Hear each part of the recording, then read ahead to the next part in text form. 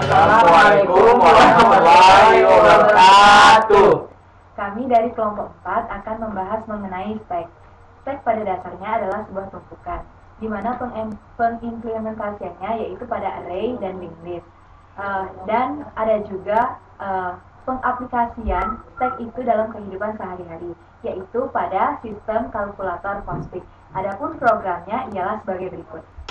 Yang pertama, saya akan menjelaskan tentang stack menggunakan array. Array dalam Java merupakan salah satu bentuk tipe data yang sesungguhnya merupakan struktur data. Array ini mempunyai jumlah elemen yang tentu dan bersifat statis. Sesuai dengan sifat stack, pengambilan atau penghapusan di elemen dalam stack harus dimulai dari elemen teratas. Operasi-operasi pada stack dengan array. Operasi-operasi atau fungsi stack. 1. Push digunakan untuk menambah item pada stack pada tumpukan paling atas. Pop digunakan untuk mengambil item pada stack pada tumpukan paling atas juga. Clear digunakan untuk mengosongkan stack. Isempty berfungsi untuk mengecek apa stack sudah kosong. IsFull fungsi yang digunakan untuk mengecek apakah stack sudah penuh. Lalu saya akan menjelaskan tentang program dari pengaplikasian array pada stack. Pertama, terlebih dahulu kita bangun stack dengan mendeklarasikan variabel. Lalu buat kelas stack program kali ini dengan nama stack. Ini adalah nama stack. Untuk membangun sebuah stack, kita memerlukan top untuk membuat stack kosong. Bangun metode push dengan kode stack array plus top. Ini dia, di mana data disimpan pada stack array dideklarasikan dengan variabel j secara berulang pada posisi top. Lalu bangun juga metode POP dengan kode return array top min, di mana kode ini berfungsi untuk mengeluarkan data yang disimpan sebelumnya dengan mengeluarkan data dari terakhir masuk. Pada main method kita memasukkan data dengan memanggil push untuk input nilai. Lalu dikeluarkan data tersebut secara bertahap dengan kode long follow the stack. Ya, ini dan dicetak dengan sistem outprint. Dengan dicetak sistem outprint, lalu dikompil. Setelah dikompil, datanya output dari array pengaplikasian stack array tersebut. Ini dia data yang dikeluarkannya. Lalu selesai. Baiklah, selanjutnya yang kedua adalah penjelasan mengenai stack dengan menggunakan node. Jadi di sini pada bagian node, pertama akan dideklarasikan kelas bernama node, lalu metode protected in data dan node link. Nah, di sini data ini berfungsi sebagai tempat untuk meletakkan meletakkan data-data ke dalam node, dan link di sini adalah node itu sendiri.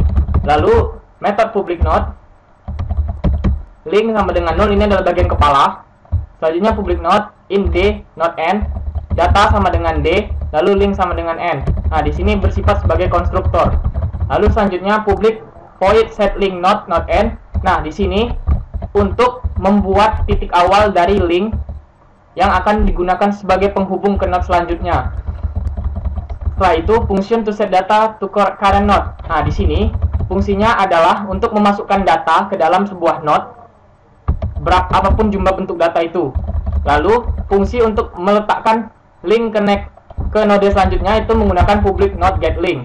Nah, yang terakhir, bagian terakhir dari node ini adalah fungsi untuk mengambil data dari node sebelumnya. Jadi di sini bagian ini link akan memegang node setelahnya.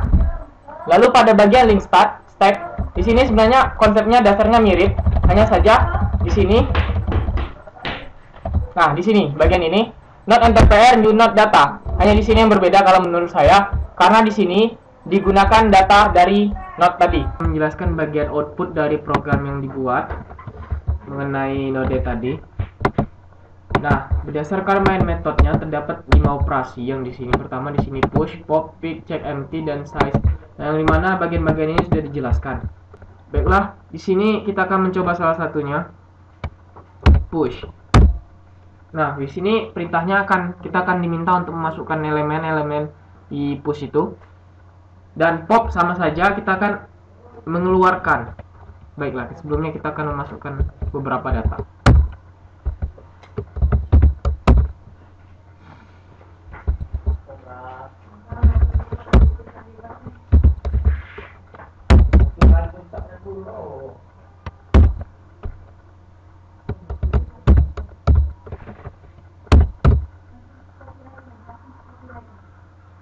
Nah, gitu tadi.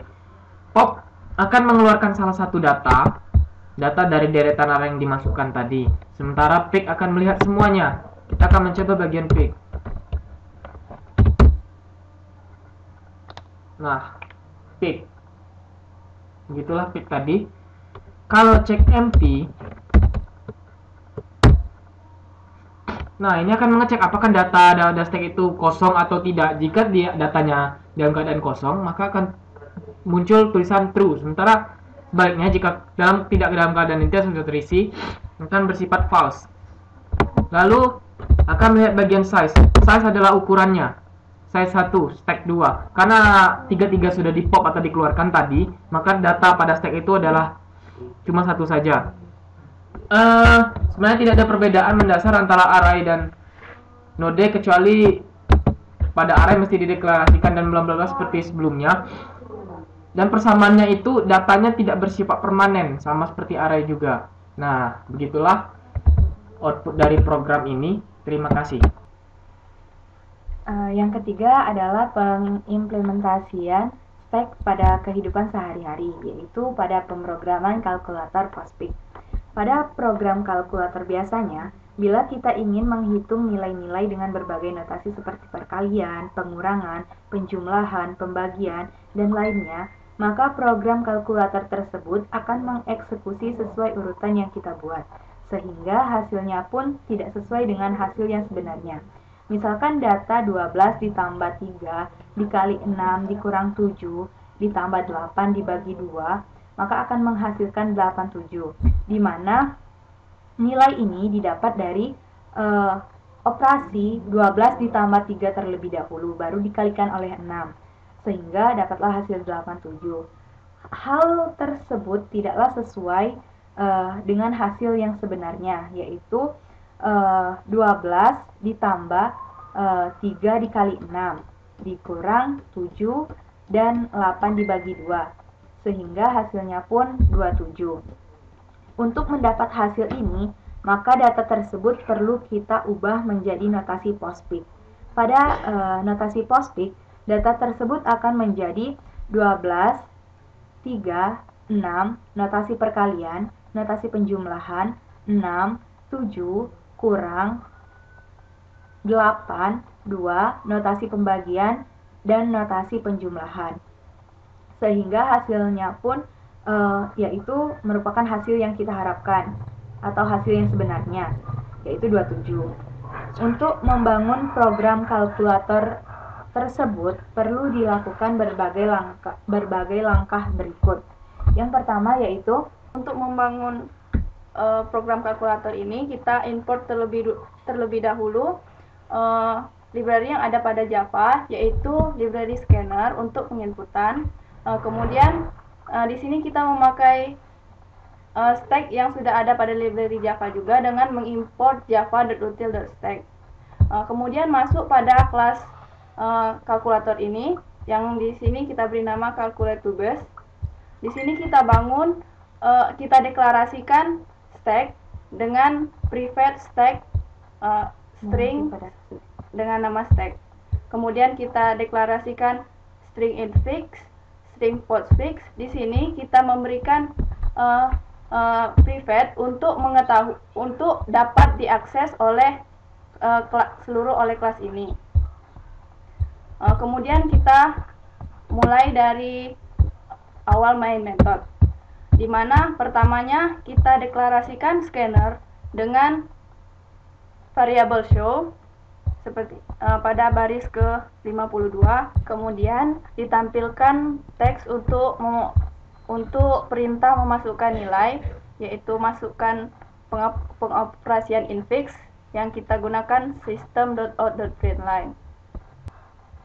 Inisialisasikan scanner dengan tipe data string dengan variabel in, yaitu dengan string in sama dengan show the next line.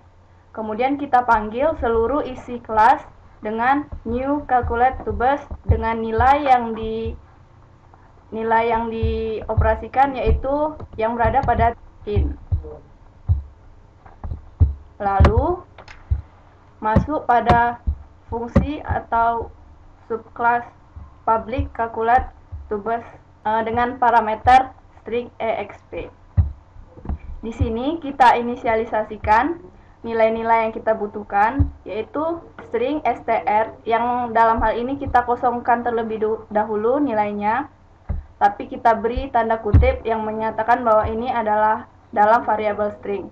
Kemudian infix kita beri nilai exp, kemudian bangun stack dengan nama stack dengan stack sama dengan new stack string. Kemudian kita masuk ke perulangan, yaitu dengan in i dimulai dari 0 dan i kurang dari infix.length dan i++. Kenapa i kurang dari infix.length? Karena i telah dimulai dari 0, sehingga data yang dimasukkan sesuai dengan data yang akan dikeluarkan nantinya. Selanjutnya yaitu pada variabel str kita akan menyimpan data-data tersebut, yaitu di mana ada dua kondisi. Di mana kondisi pertama, apabila data yang diinputkan bernilai inputan angka ataupun huruf, maka akan terjadi proses postfix akan terus berulang pada str. Dan jika kondisinya berlainan atau inputan pengguna berupa operator, maka akan terbagi lagi menjadi dua kondisi, if dan else. Jika kondisi if yaitu apabila stack kosong, maka nilai dari str tersebut akan di-push pada stack.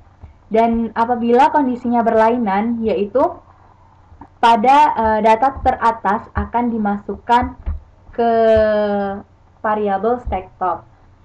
Dan selanjutnya yaitu akan terjadi perulangan dengan kondisi pemanggilan fungsi getPrecedence, yang fungsi ini melakukan proses memprioritaskan operator yang akan diulangi selama getPrecedence stack top str equals stack top stack empty, maka diulangi proses postfix sama dengan stack pop. Dan jika stack tidak kosong, maka stack teratas dimasukkan pada variabel stack top dan baru di-push nilai str tersebut. Kemudian dilakukan lagi perulangan yang akan diulangi selama stack tidak kosong.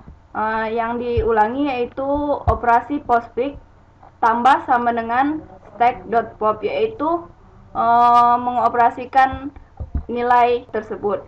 Yang terakhir yaitu menampilkan hasil dari operasi postfix dengan system.out.println. Kemudian untuk menjalankan untuk menampilkan outputnya, kita compile terlebih dahulu. Setelah itu barulah running kelas calculate to base sehingga menampilkan output seperti ini.